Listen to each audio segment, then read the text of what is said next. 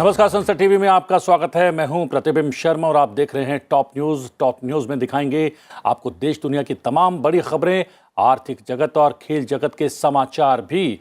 तो शुरुआत करते हैं हेडलाइंस के साथ।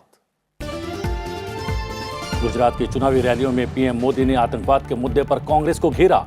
सर्जिकल स्ट्राइक पर सबूत मांगने वाली आप पर भी साधा निशाना। प्रदेश में आज भी पीएम मोदी की कई चुनावी रैलियां। राजधानी दिल्ली में शिल्प गुरु और राष्ट्रीय शिल्पकार पुरस्कार समारोह आज। उपराष्ट्रपति जगदीप धनखड़ होंगे पुरस्कार समारोह में मुख्य अतिथि। केंद्रीय मंत्री पीयूष गोयल करेंगे समारोह की अध्यक्षता। भारत यूरोपीय संघ एफटीए वार्ता का तीसरा दौर आज से नई दिल्ली में। कई मामलों को सुलझाने पर होगी बातचीत। भौगोलिक संकेतक के साथ साथ निवेश संरक्षण समझौते जैसे मुद्दों के समाधान की उम्मीद। भारत की पूर्व दिग्गज एथलीट पीटी उषा का भारतीय ओलंपिक संघ की पहली महिला अध्यक्ष बनना तय। 10 दिसंबर को होने वाले चुनावों में शीर्ष पद के लिए पीटी उषा एकमात्र उम्मीदवार। कनाडा ने डेविस कप में रचा इतिहास। ऑस्ट्रेलिया को हराकर पहली बार जीता डेविस कप। 2019 में उपविजेता बनकर कनाडा को करना पड़ा था संतोष। और खबरें विस्तार से।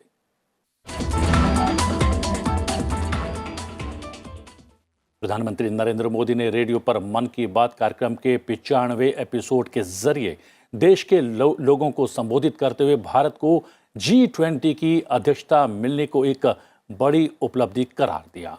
प्रधानमंत्री ने कहा कि विश्व की आबादी में G20 की 2/3, विश्व व्यापार में 3/4 और वैश्विक सकल घरेलू उत्पाद में 85% भागीदारी है और भारत 1 दिसंबर से इतने बड़े और सामर्थ्यवान समूह की अध्यक्षता करने जा रहा है। उन्होंने कहा, हमने one earth one family one future की जो थीम दी है उससे वसुधैव कुटुंबकम के लिए हमारी प्रतिबद्धता जाहिर होती है।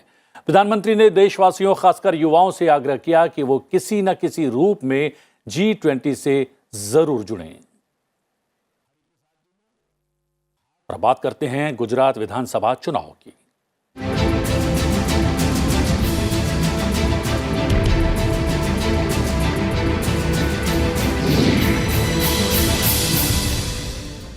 गुजरात में 2 चरणों में चुनाव है और गुजरात में संसद टीवी की टीम अलग अलग जगह का दौरा कर रही है। स्थानीय मुद्दे, लोगों की अपेक्षाएं और चुनाव के रुख पर नजर रख रही है। देखते हैं दक्षिण गुजरात के केंद्र सूरत से एक खास रिपोर्ट। दक्षिण गुजरात का सूरत एक बहुत बड़ा केंद्र है जहां प्रथम चरण में 1 दिसंबर को मतदान होने वाले हैं। दक्षिणी गुजरात में बहुत सारे ऐसे जिले आते हैं जो कि बड़े महत्वपूर्ण हैं। सूरत की बात करें या फिर नवसारी, वलसाड, ये सब वो जिले हैं जहां पर भारतीय जनता पार्टी ने 2017 में पूरे राज्य में खराब प्रदर्शन के बावजूद इस क्षेत्र में जीत दर्ज की थी। सूरत में बीजेपी को शानदार सफलता मिली थी। इस क्षेत्र के 90% सीटों पर बीजेपी को जीत मिली थी। हालांकि सूरत में म्यूनिसिपैलिटी चुनाव में आम आदमी पार्टी ने भी अच्छा प्रदर्शन किया था। इस वजह से आम आदमी पार्टी को भी इस क्षेत्र में उम्मीद दिख रही है। ऐसे में सवाल यह है कि सूरत के दिल में क्या है, सूरत की जनता क्या फैसला लेगी। मैं इस समय मौजूद हूँ गुजरात के सूरत के समंदर के किनारे। यहाँ पर 1 तारीख को मतदान होना है सूरत में और यहाँ हम लोगों से बात करते हैं जो सैलानी समंदर के किनारे आए हुए हैं। उनसे जानने की कोशिश करते हैं कि गुजरात विधानसभा चुनाव को लेकर क्या मूड है। आप बताइए, इस बार क्या है मुद्दे चुनाव में? चुनाव में मुद्दे अभी थोड़ा टफ है, पर यहाँ सूरत में तो बीजेपी ही है भैया। હવે 2500-3000 રૂપિયા થઈ જાય તો ગરીબ માણસ શું ખાવાનું એમ? શાકભાજી જો એટલી મોંઘી, બધું અમારે પૂરું આમાં કરવાનું એમ। शहर की बात करें तो भाजपा ही आता है शहर में, तो गांव में तो खेडूतों के लिए कांग्रेस अच्छी है क्योंकि हमारे वो बनासकांठा में सब सीट कांग्रेस की आती है। जो सिचुएशन जो चल रही है, जो भाजपा की अभी अच्छी लग रही है और मोदी जी ने काम भी बहुत अच्छा किया है। यहाँ जो बात निकल कर आई कि ज़्यादातर लोग जो हमें सूरत के इस बीच में मिले हैं उनका ये मानना है कि भाजपा की ही सरकार आएगी। ऐसा लोगों का मानना है। मुकाबला आम आदमी पार्टी, कांग्रेस इस सूरत शहर की अगर हम बात करें तो वो रहेगी। पिछली बार यहाँ पर अगर हम बात करें पिछले विधानसभा चुनाव में तो यहाँ पर भारतीय जनता पार्टी ने तकरीबन सुपड़ा साफ किया था। इस बार अब 8 तारीख को मतदान के बाद माफ कीजिएगा गिनती के बाद ये देखना होगा कि सूरत का जनादेश किसे मिलता है। कैमरामैन राज ठाकुर के साथ सूरज मोहन झा की रिपोर्ट। वहीं रविवार को गुजरात में चुनाव प्रचार के दौरान प्रधानमंत्री नरेंद्र मोदी ने कांग्रेस और अन्य विपक्षी पार्टियों पर जमकर निशाना साधा और कई आरोप भी लगाए। प्रधानमंत्री ने 26/11 के मुंबई आतंकवादी हमलों को याद करते हुए रविवार को कहा कि गुजरात और देश को कांग्रेस और समान विचारों वाले ऐसे दलों के प्रति सतर्क रहना होगा जो अपने वोट बैंक को सुरक्षित रखने के लिए बड़े आतंकवादी हमलों पर चुप रहा करते हैं। गुजरात के खेड़ा जिले में एक चुनावी रैली को संबोधित करते हुए प्रधानमंत्री नरेंद्र मोदी ने कहा कि जब तक तुष्टीकरण की राजनीति चलती रहेगी, आतंकवाद का डर बना रहेगा। प्रधानमंत्री ने जोर देकर कहा कि 2014 में आपके एक वोट ने आतंकवाद के खिलाफ लड़ाई को मजबूत किया है। अब अपने शहरों में तो आतंकवादी हमलों की बात भूल जाइए, हमारी सरहद पर भी ऐसे हमलों से पहले हमारे दुश्मन 100 बार सोचा करते हैं। उन्होंने कहा कि वो जानते हैं कि भारत उनको घर में घुसकर मारेगा। दिल्ली के मुख्यमंत्री अरविंद केजरीवाल की तरफ परोक्ष इशारा करते हुए प्रधानमंत्री ने कहा कि कांग्रेस और उनके समान विचार वाले दलों ने सर्जिकल स्ट्राइक और हमारे सशस्त्र बलों की क्षमता पर संदेह प्रकट किया। पीएम मोदी ने कहा कि जब तक वोट बैंक की राजनीति रहेगी तब तक आतंकवाद के फिर से सर उठाने का डर बना रहेगा। यहां हम गुजरात में आतंकियों को पकड़ते थे, उन पर कार्रवाई करते थे, लेकिन साथियों कोई भूल नहीं सकता कि कैसे तब दिल्ली में बैठी कांग्रेस सरकार आतंकियों को छुड़ाने में अपनी पूरी ताकत लगा देती थी। कांग्रेस आतंकवाद को भी वोट बैंक की नजर से देखती है, तुष्टीकरण की दृष्टि से देखती है। और सिर्फ कांग्रेस ही नहीं है, अब तो ऐसी भांति भांति के दल पैदा हुए हैं। ये दल भी शॉर्टकट की राजनीति में यकीन करते हैं। उनको तो सत्ता की भूख भी जरा तेज है। वो वोट बैंक की राजनीति करने पर उतारू है, अपीजमेंट तुष्टीकरण के पॉलिटिक्स में इंटरेस्टेड है। बीजेपी के मुख्य नेता और प्रधानमंत्री नरेंद्र मोदी आज भी संभवतः गुजरात में 4 रैली कर सकते हैं। उनके कच्छ के अंजार, रामनगर के गोरंदपुर, भावनगर के पालीताना और राजकोट में जनता को संबोधित करने की संभावना है। इस संभावना पर अपडेट देते हैं अपने सहयोगी अखिलेश सुमन से। अखिलेश, लग रहा है कि पूरा भार चुनाव प्रचार का सत्ता पक्ष की तरफ से प्रधानमंत्री ने खुद ले रखा है। देखिए, प्रतिबिंब गुजरात की जो पूरी पृष्ठभूमि है अगर उसको आप जानेंगे तो 27 सालों से गुजरात में बीजेपी की सरकार है और लंबे समय तक प्रधानमंत्री नरेंद्र मोदी यहाँ मुख्यमंत्री रहे और उसके बाद जब उन्होंने प्रधानमंत्री की कमान संभालकर दिल्ली आ गए फिर भी उन्होंने गुजरात नहीं छोड़ा। और गुजरात नहीं छोड़ने का एक बड़ा कारण ये भी है कि देखिए, गुजरात उनकी ऐसी कार्यस्थली रही है जहाँ से निकलकर वो पूरे देश में गुजरात मॉडल को लेकर गए। और अगर एक मायने में कहें तो 2 साल कोरोना पीरियड था। कोरोना पीरियड के पहले जो गुजरात की जो व्यावसायिक स्थिति थी, आज ये बताया जा रहा है कि वो व्यावसायिक स्थिति फिर से बहाल हो गई है और उससे ज़्यादा व्यवसाय यहाँ हो रहा है। तो नरेंद्र मोदी जो पूरी तरह से गुजरात और ख़ास करके सूरत की जो बात करते हैं तो ये जो पूरा एक्सपोर्ट इकॉनमी है और विदेश से इसके पूरे तार जुड़े हुए हैं। और ऐसे में प्रधानमंत्री नरेंद्र मोदी जब G20 की बात करते हैं, जब अमेरिका, इंग्लैंड सबसे संबंध की बात करते हैं तो गुजरात के लोगों पे एक प्रभाव पड़ता है कि यहाँ व्यवसाय सुरक्षित है और यहाँ व्यवसाय चलता रहेगा। और प्रधानमंत्री नरेंद्र मोदी खुद इस बात का संकेत देते हैं जब कल उन्होंने बोला कि अब एक बार फिर, तो लोगों ने बोला मोदी सरकार।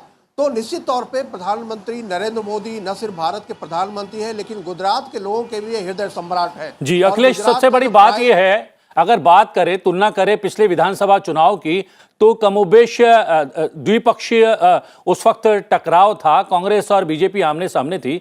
अब क्या त्रिकोणीय लग रहा है ये पूरा चुनाव होने जा रहा है आम आदमी पार्टी के चुनाव लड़ने से? निश्चित तौर पे प्रतिबिंब में देखिए, पिछला जो चुनाव हुआ था निश्चित तौर पे उस समय जो बीजेपी थी थोड़ी कमजोर स्थिति में थी। 2017 में चुनाव हुआ था, 2014 में प्रधानमंत्री नरेंद्र मोदी अहमदाबाद गांधीनगर छोड़कर दिल्ली चले गए। तो एक तरह से कहें कि कांग्रेस के सामने एक अवसर आया था और कांग्रेस ने उस अवसर का फायदा उठाया। 77 सीटें कांग्रेस ने ली, 99 सीटें बीजेपी को आई। और लेकिन एक दूसरी स्थिति अभी थी, कांग्रेस के साथ उस समय अहमद पटेल जैसे बड़े कद्दावर नेता थे जिनका गुजरात के कार्यकर्ताओं पे वो काफ़ी पकड़ थी और गुजरात के लोगों में भी, खास करके ग्रामीण इलाकों के लोगों में भी कांग्रेस के प्रति खासी सहानुभूति और परंपरागत सीट थी। लेकिन इधर के दिनों में हुआ क्या कि कांग्रेस जिस तरीके से एक तरीके से कहे कि नेतृत्व विहीन होता चला गया, नेतृत्व की कमी कांग्रेस में दिखने लगी और इस बीच में जो रिक्तता कांग्रेस ने पैदा की उसका फायदा अरविंद केजरीवाल ने उठाना शुरू किया। और जो एक कहे कि लेफ्ट की जो पृष्ठभूमि के जो लोग थे, जिसमें कि मजदूरों की बात है, माइग्रेंट लोगों की बात है, ये सारे का फायदा अरविंद केजरीवाल की पार्टी आम आदमी पार्टी ने उठाना शुरू किया। और पिछली बार ये दिखा कि जब म्यूनिसिपैलिटी के चुनाव हुए उसमें 27 सीटें उनको आ गई, तो इससे उनका उत्साह बढ़ा है और जनता के बीच में भी एक संदेश आया है कि आम आदमी पार्टी भी यहाँ आ सकती है। जो खास तौर पे जो निम्न आर्थिक पृष्ठभूमि के लोग हैं उनके प्रतिनिधित्व करने की कोशिश कर रही है आम आदमी पार्टी। अखिलेश, वहां पर आप बने हुए हैं लगातार और हम आपसे अपडेट लेते रहेंगे। अभी तक के अपडेट के लिए बहुत बहुत धन्यवाद। हमारे सहयोगी अखिलेश सुमन बता रहे थे क्या कुछ संभावना दिख रही है और क्या कुछ मुद्दे हैं गुजरात विधानसभा चुनाव को लेकर। वहीं फ्रांसीसी गणराज्य के सशस्त्र बल मंत्री सेबेस्टियन लेकोर्नू भारत की यात्रा पर हैं। इस दौरान उन्होंने भारतीय नौसेना के नवीनतम विमान वाहक पोत यानी कि INS विक्रांत का निरीक्षण भी किया। वहीं इस अवसर पर उन्होंने ये भी कहा कि इंडो पैसिफिक रीजन में फ्रांस और भारत अपनी समुद्री संप्रभुता की रक्षा करने और समुद्र में आवाजाही की स्वतंत्रता की रक्षा के लिए एकजुट हैं।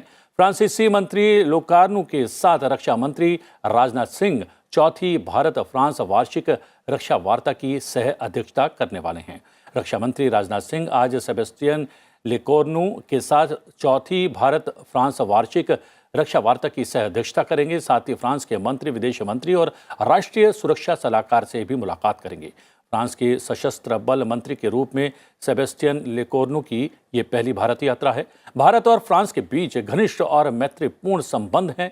वर्ष 1998 में दोनों देशों ने करीब और बढ़ते द्विपक्षीय संबंध के अलावा अनेक अंतर्राष्ट्रीय मुद्दों पर अपने वैचारिक मेल मिलाप के मद्देनजर रणनीतिक साझेदारी की। भारत और फ्रांस रक्षा एवं आयुध क्षेत्र में भागीदार हैं, जो दोनों देशों के बीच अनेक प्रकार के औद्योगिक सहयोग के जरिए भारत की रक्षा क्षेत्र में रणनीतिक स्वायत्तता प्राप्त करने की नीति में योगदान दे रहे हैं।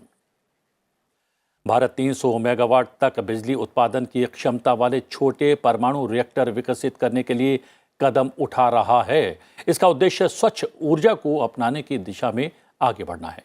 केंद्रीय मंत्री जितेंद्र सिंह ने नीति आयोग और परमाणु ऊर्जा विभाग द्वारा आयोजित स्मॉल मॉड्यूल रिएक्टर पर एक कार्यशाला में ये जानकारी दी। उन्होंने कहा कि भारत में इस प्रौद्योगिकी के लिए निजी क्षेत्र और स्टार्टअप की भागीदारी की संभावना तलाशने की आवश्यकता है। उपराष्ट्रपति जगदीप धनखड़ आज नई दिल्ली में शिल्प गुरु और राष्ट्रीय शिल्पकार पुरस्कार प्रदान करने वाले हैं। वस्त्र मंत्रालय की ओर से ये पुरस्कार वर्ष 2017, 2018 और 2019 के लिए प्रदान किए जा रहे हैं। इस अवसर पर उपराष्ट्रपति मुख्य अतिथि होंगे। समारोह की अध्यक्षता वस्त्र मंत्री पीयूष गोयल करेंगे। हस्तशिल्प विकास आयुक्त कार्यालय वर्ष 1965 में इस योजना को कार्यान्वित करना उसने शुरू किया था। शिल्प गुरु पुरस्कार वर्ष 2002 से शुरू किए गए, लेकिन कोरोना काल के कारण पिछले 3 वर्ष से ये पुरस्कार प्रदान नहीं किए जा सके। लोकसभा अध्यक्ष ओम बिरला संसदीय पुस्तकालय भवन में 36वें संसदीय इंटर्नशिप प्रोग्राम में मुख्य अतिथि के तौर पर शामिल होंगे। वो संसद भवन एनेक्सी में हिंदी पखवाड़ा के विजेताओं को भी आज पुरस्कार प्रदान करेंगे। इसके अलावा लोकसभा अध्यक्ष का आज सिक्किम के स्पीकर से मिलने का भी कार्यक्रम है। रविवार को लोकसभा अध्यक्ष ओम बिरला श्री बालाजी बाबोसा मिंगसर रोहिणी महोत्सव में मुख्य अतिथि के रूप में शामिल हुए।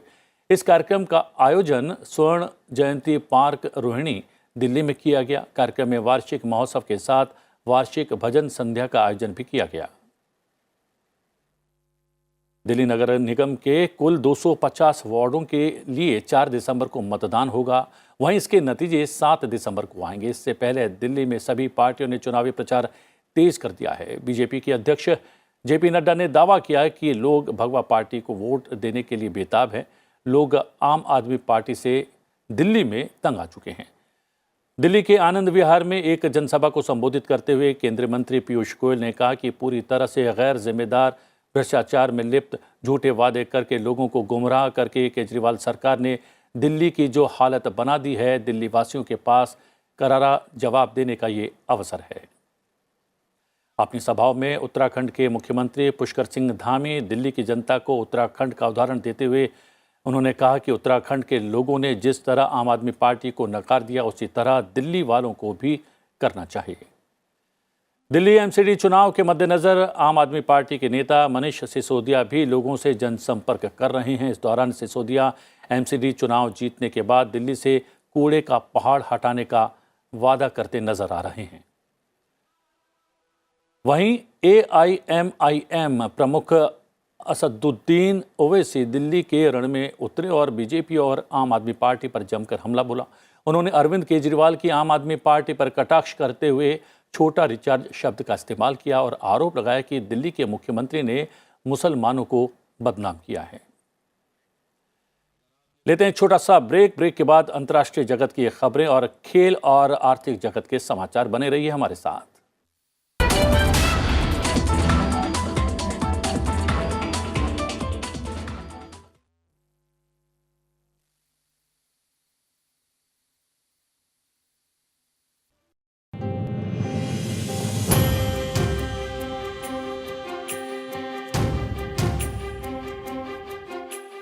करीब 3 बरस की कड़ी मेहनत, स्वतंत्र भारत का अजेय संकल्प फलीभूत हुआ 26 नवंबर 1949 को और वजूद में आया हमारा संविधान।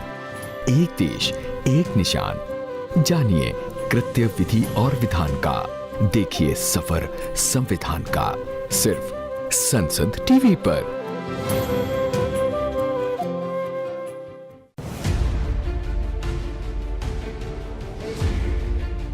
आपके अधिकार कैसे पा सकते हैं आप? न्याय और आपकी मदद के लिए सरकार ने कानून में क्या क्या प्रावधान किए हैं?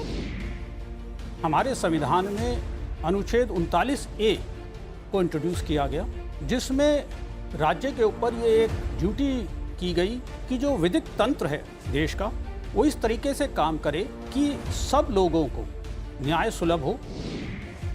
लीगल एडवाइस या जो आपको कोई क्लैरिटी नहीं है किसी विषय पे, वो सब सुविधाएं यहाँ मिलती हैं। इसके बारे में लोग कम जानते हैं। आप बेसिक लेवल पर कानून का ज्ञान दें और ये स्कूलों से ही शुरू किया जाए।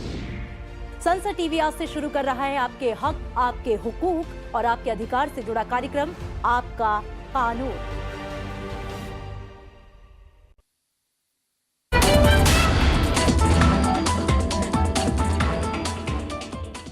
ब्रेक के बाद आपका स्वागत है। फटाफट नजर डाल लेते हैं 10 बड़ी खबरों पर।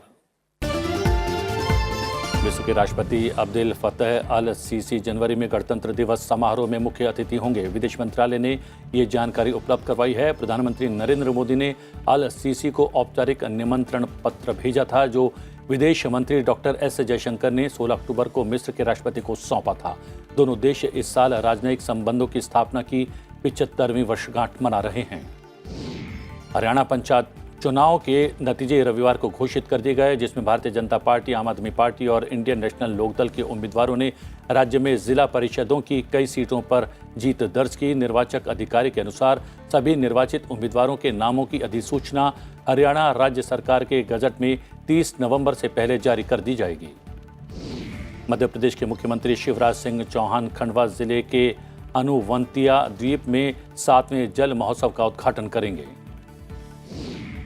बिहार के मुख्यमंत्री नीतीश कुमार जल जीवन हरियाली पहल के तहत गंगा जल आपूर्ति योजना को गया और बोध गया में लोगों को समर्पित करेंगे। राजस्थान के मुख्यमंत्री अशोक गहलोत और कांग्रेस नेता सचिन पायलट के बीच चल रही तनातनी को कांग्रेस ने गंभीरता से लिया है। कांग्रेस के वरिष्ठ नेता जयराम रमेश ने रविवार को कहा कि पार्टी के लिए राजस्थान में संगठन सर्वोपरि है और इसकी मजबूती के लिए जरूरत पड़ने पर कठोर निर्णय लेने से पीछे नहीं हटेंगे। Supreme court Agusta Westland helicopter घोटाले में कथित बिचौलिए क्रिश्चियन मिशेल जेम्स की जमानत याचिका पर सुनवाई करेगा, जिसमें सीबीआई और ईडी ने 2 अलग अलग मामले दर्ज किए हैं। भारतीय वायुसेना का वार्षिक संयुक्त मानवीय सहायता और आपदा राहत अभ्यास समन्वय 2022 आज से आगरा में शुरू हो रहा है, जो 30 नवंबर तक चलेगा। बीकानेर राजस्थान के महाजन फील्ड फायरिंग रेंज में आज से भारतीय सेना और ऑस्ट्रेलियाई सेना की टुकड़ियों के बीच द्विपक्षीय प्रशिक्षण अभ्यास ऑस्ट्रा हिंद 22 आयोजित होगा। यह अभ्यास 11 दिसंबर तक चलेगा। 53वां भारतीय अंतर्राष्ट्रीय फिल्म महोत्सव आज गोवा में संपन्न होगा। समापन समारोह पणजी के निकट डॉक्टर श्यामा प्रसाद मुखर्जी स्टेडियम में आयोजित किया जाएगा। केंद्रीय सूचना और प्रसारण मंत्री अनुराग ठाकुर और गोवा के मुख्यमंत्री इस अवसर पर उपस्थित रहेंगे। गोवा के मुख्यमंत्री डॉक्टर प्रमोद सावंत ने आज सुबह पंजिम गोवा के मीरामार समुद्र तट पर क्लीन एथॉन पहल सफाई अभियान की शुरुआत की। इस अवसर पर अमृता फडणवीस, अभिनेता जैकी श्रॉफ और करण कुंद्रा मौजूद रहे। और अब नजर अंतर्राष्ट्रीय खबरों पर। कोरोना के मामले के तीसरे साल में जाने के बीच चीन में एक के बाद एक पाबंदियां और भी सख्त होती जा रही हैं, जिससे लोग थक गए हैं और गुस्से से भर गए हैं। चीन सरकार की सख्त कोविड पाबंदियों के खिलाफ विरोध तेज हो गया है। राष्ट्रपति शी जिनपिंग की सख्त जीरो कोविड पॉलिसी के खिलाफ लोग सड़कों पर उतर आए हैं। शंघाई में हजारों प्रदर्शनकारी निकले, जहां लोगों को पुलिस की कारों में बांध दिया गया। चीन में शनिवार को 34,398 कोरोना केस सामने आए। शुक्रवार को ये आंकड़ा 31,928 का था, जो संक्रमण के मामलों में आए हालिया बढ़ोतरी को दिखा रहा है। प्रधानमंत्री शेर बहादुर देउबा की अगुवाई वाली नेपाल कांग्रेस ने चुनाव में 53 सीटें जीतकर सबसे बड़ी पार्टी के रूप में अपनी बढ़त बना रखी है। इसके अलावा नेपाल की कम्युनिस्ट पार्टी ने चुनाव में 42, सीपीएन माओवादी ने 17 और सीपीएन यूनिफाइड सोशलिस्ट को 10 सीटें मिली हैं। इसके अलावा राष्ट्रीय स्वतंत्र पार्टी और राष्ट्रीय प्रजातंत्र पार्टी ने 7-7 सीटें जीती हैं, जबकि निर्दलीय और अन्य छोटे दल 21 सीटों पर विजयी हुए हैं। सीधे मतदान के तहत कुल 165 सीटों में से 8 सीटों पर नतीजे आने अभी भी बाकी हैं। कैमरून की राजधानी याओंडे में आए भूस्खलन में अंतिम संस्कार में शामिल होने वाले 14 लोगों की मौत हो गई है। याओंडे के गवर्नर नसेरी पॉल बी ने ये जानकारी दी। मौके पर पहुंचे राहत कर्मी लापता लोगों की तलाश में जुटे हुए हैं। इटली के इस्चिया द्वीप पर भूस्खलन से 7 लोगों की मौत हो गई, जिसमें एक नवजात शिशु और 2 बच्चे शामिल हैं। 5 लोग अभी भी लापता हैं। मौके पर आपातकालीन कर्मी लापता लोगों की तलाश में जुटे हुए हैं। इस्चिया एक ज्वालामुखी द्वीप है जो नेपल्स से करीब 30 किलोमीटर की दूरी पर स्थित है। और अब अंतर्राष्ट्रीय खबरों के बाद नजर डालते हैं आर्थिक जगत की बड़ी खबरों पर।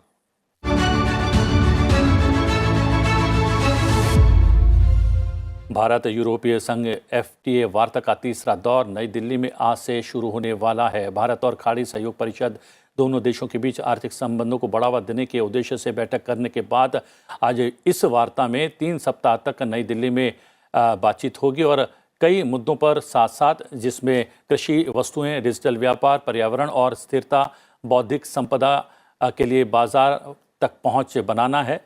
ये सभी वार्ता के केंद्र में रहेगी। भारत और यूरोपीय संघ के बीच बातचीत से भौगोलिक संकेतक GI के साथ साथ निवेश संरक्षण समझौते जैसे मुद्दों के समाधान की उम्मीद है। यूरोपीय बाजार की खुली प्रतिस्पर्धा को नुकसान पहुंचाने में आरोपी अमेरिका ई-कॉमर्स कंपनी अमेजन अपने खिलाफ चल रहे 2 मामलों में जल्द समझौता कर सकती है। कंपनी पर लगे आरोप जांच में सही साबित हुए तो यूरोपीय संघ के कानून के अनुसार अमेजन को अपने कुल वैश्विक राजस्व का 10% मुआवजे में चुकाना पड़ सकता है। ये भी माना जा रहा है कि जांच पर इसी साल के खत्म होने तक निर्णय आ सकता है। यही वजह है कि कंपनी जोर दे रही है कि निर्णय से पहले समझौता हो जाए। और अब नजर डालते हैं शेयर बाजार के ताज़ा हालात पर। आज सेंसेक्स 277.29 अंक घटकर 62,016.35 पर खुला। वहीं निफ्टी 42.20 अंक घटकर 18,430.55 पर खुला। और अब बात कर लेते हैं खेल जगत की बड़ी खबरों की।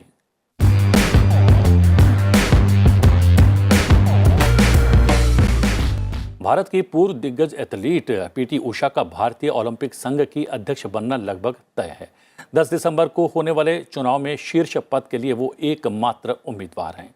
वो आईओए की पहली महिला अध्यक्ष होंगी। कई एशियाई खेलों की गोल्ड मेडल विजेता 58 साल की पीटी उषा 1984 के ओलंपिक में 400 मीटर बाधा दौड़ के फाइनल में चौथे स्थान पर रही थी। उन्होंने रविवार को शीर्ष पद के लिए अपना नामांकन पत्र दाखिल किया। उनके साथ उनकी टीम के 14 अन्य लोगों ने विभिन्न पदों के लिए नामांकन पत्र दाखिल किया है। कनाडा ने डेनिस शापोवालोव और फेलिक्स ऑगर अलियासिमे की जीत की बदौलत ऑस्ट्रेलिया को 2-0 से हराकर पहला डेविस कप खिताब अपने नाम कर लिया है। इस खिताबी जीत के साथ कनाडा ने इतिहास रच दिया। ऑगर अलियासिमे ने एलेक्स डी मिनोर को 6-3, 6-4 से शिकस्त देकर अपनी टीम को विजयी अंक दिलवाया। इससे पहले शापोवालोव ने थानासी कोकिनाकिस को 6-2, 6-4 से हराकर शुरुआत की। वहीं 3 मैच ड्रॉ रहे। कतर में चल रहे फीफा फुटबॉल विश्व कप में रविवार को तीसरा बड़ा उलटफेर देखने को मिला। मोरक्को ने फीफा रैंकिंग में दूसरे स्थान पर काबिज बेल्जियम की टीम को 2-0 से हरा दिया। 22वें नंबर के मोरक्को टीम की इस वर्ल्ड कप में ये पहली जीत है। उसका पिछला मैच क्रोएशिया के साथ बराबरी पर छूटा था। ग्रुप एफ में बेल्जियम की ये पहली हार है। उसने पिछले मैच में कनाडा को हराया था। अब उसके 2 मैच में 3 अंक हैं और उससे प्री क्वार्टर फाइनल में पहुंचने के लिए क्रोएशिया के खिलाफ जीत हासिल करनी ही होगी। तो बुलेटिन में आज इतना ही। जाते जाते आपको छोड़े जाते हैं 28 नवंबर यानी कि आज के दिन से जुड़े इतिहास के साथ। मुझे आज्ञा दीजिए, लेकिन देखते रहिए संसद टीवी। नमस्कार। 28 नवंबर साल 1890 को ज्योतिराव गोविंदराव फुले का निधन हुआ।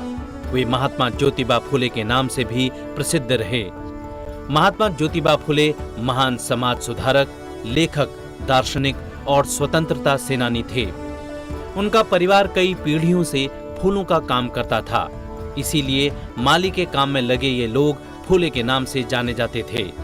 महात्मा ज्योतिबा ने गरीबों और पिछड़ों के सामाजिक और आर्थिक उत्थान के लिए जीवन भर संघर्ष किया। महात्मा फुले ने छुआछूत, जाति प्रथा और पर्दा प्रथा समेत कई सामाजिक कुरीतियों के विरुद्ध अपनी आवाज उठाई। उन्होंने महिलाओं की शिक्षा के क्षेत्र में भी महत्वपूर्ण काम किए। ज्योतिबा फुले ने गरीबों और वंचितों को मुख्यधारा से जोड़ने के लिए आजीवन संघर्ष किया। उनका विवाह सावित्रीबाई फुले के साथ हुआ। सावित्रीबाई फुले को भारत की प्रथम महिला शिक्षिका होने का गौरव प्राप्त है। उन्होंने अपने पति ज्योतिराव फुले के साथ मिलकर स्त्री अधिकारों और उनकी शिक्षा के क्षेत्र में उल्लेखनीय कार्य किए। उन्होंने बालिकाओं की शिक्षा के लिए एक विद्यालय की स्थापना भी की।